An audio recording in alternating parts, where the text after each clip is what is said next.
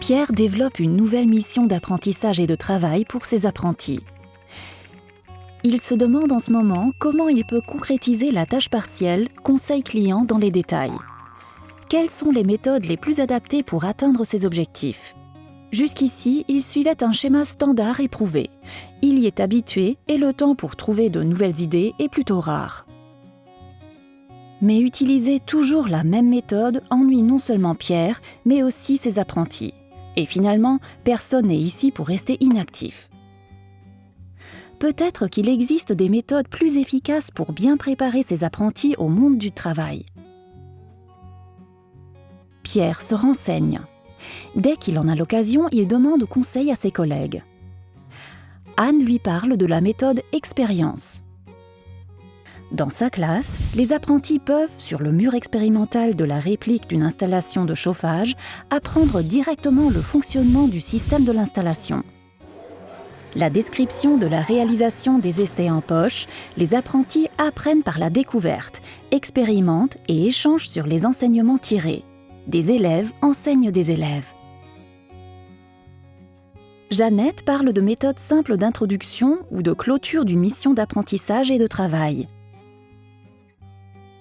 Pour l'introduction de son thème « Fixation des prix », elle décrit à ses apprentis un cas dans lequel le propriétaire d'un nouveau magasin de chaussures souhaite fixer le prix de ses chaussures.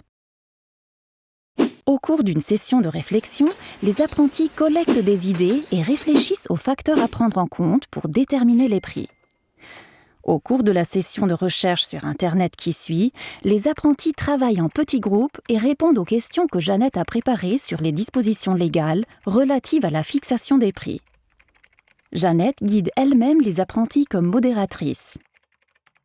Pierre est enthousiaste. Il est conscient que diverses méthodes, aussi bien nouvelles que classiques, sont à sa disposition pour qu'il puisse concevoir sa mission d'apprentissage et de travail de manière diversifiée et adaptée aux exigences. Notons donc qu'il existe de simples méthodes comme les sessions de réflexion, la carte conceptuelle ou les recherches sur Internet que vous pouvez parfaitement utiliser pour l'introduction et la clôture d'une mission d'apprentissage et de travail complexe.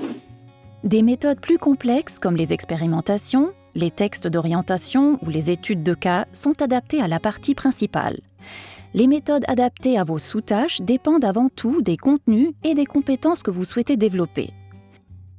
Qu'il s'agisse de compétences techniques, méthodiques ou sociales. Pierre opte pour un jeu de rôle au cours duquel l'acceptation de la commande et le conseil afférent doivent être pratiqués au cours de l'entretien avec le client. Le saut vers la nouveauté n'a pas été vain. Tout le monde s'amuse bien et apprend beaucoup. De nombreuses méthodes utiles vous attendent également. Un savant mélange de méthodes développe la compétence d'action professionnelle et le travail autonome.